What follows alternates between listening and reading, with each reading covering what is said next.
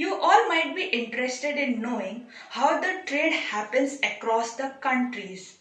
What could be the measures or what could be the modes of entry while entering into international markets? Also, how can we measure whether our trade is unfavorable or favorable? So I'm going to answer all of this in this video, and also I'm going to tell you about what all measures are taken by our government in order to reduce or eliminate the highly trade deficit situation. So before that, don't forget to like, share and subscribe the channel so that you get timely updates on important topics. Now let us first understand what we exactly mean by international business. See, whenever a business entity expands beyond the national boundaries of a country, it is basically involving itself in international trade. Let's say I decide to open my footwear company in my neighboring countries. What am I doing?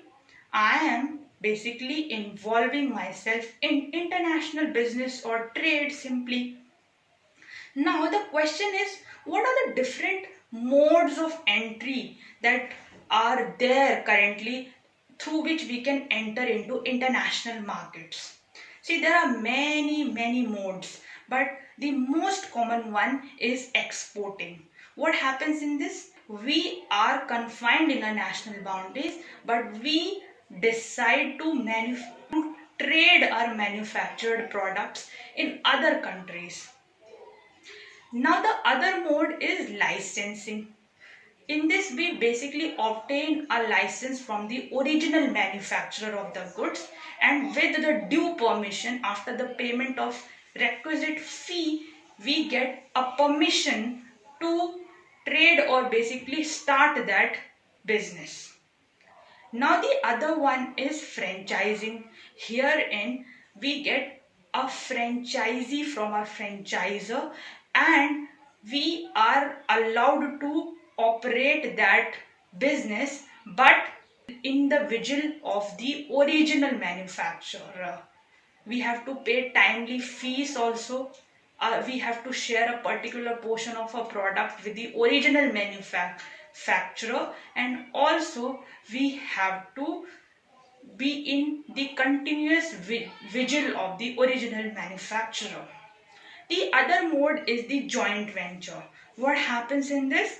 In this, basically the company or two or more companies come together in order to start a new operation for a stipulated period of time, and after that they become the original entities as they were before. And then there is another way, which is strategic alliance. In this, two or more companies come into a strategic partnership of starting a new business which is altogether different from their original business. We all know the example of Tata, Starbucks in the cafe segment. Now, let us understand how we can come to know or how can we measure whether our trade is favorable or unfavorable. See, it is very important that we know whether we are exporting more or importing more. This is so because every country wants that its imports are more than exports. So, a country's government ensures that it is always in a healthy position, that is its exports are more than imports. Now let us understand how can we measure this. In India we can measure it through balance of payment account. Yes, in balance of payment account we basically come to know how much we have exported in case of both visible items also in the form of loans also, and how much we have imported in visible, non-visible and all kinds of items. So what all comes under this? It is basically divided into two parts, the current account and the capital account. When we talk about the current account, it consists of two parts, the visible items and the non-visible items. Visible items are basically the normal goods, merchandise that we export. Okay, it can be a mobile phone, a laptop, any electronic good or any consumer durable good or FMCG good, anything, but it should be tangible. Then when we talk about the intangible items, it includes of the various donations given, the transfer payments, and all the items which are intangible. Now, the other part of balance of payments account is the capital account, wherein all the borrowings which are either given by our government or taken from other countries' government through any organization. It could be International Monetary Fund, World Bank, or any kind of commercial organization like a bank or an NBFC, non-banking financial corporation. It could be any. And it also includes the foreign direct investments, the foreign institutional investments, and all of this is part of capital account. So we basically came to know that how we can measure whether a country is in trade deficit or it is having a healthy trade situation. Now let us understand what all measures are taken by a government in order to reduce this trade deficit situation if it at all arises. Now, the first thing that a government does is that it imposes various barriers.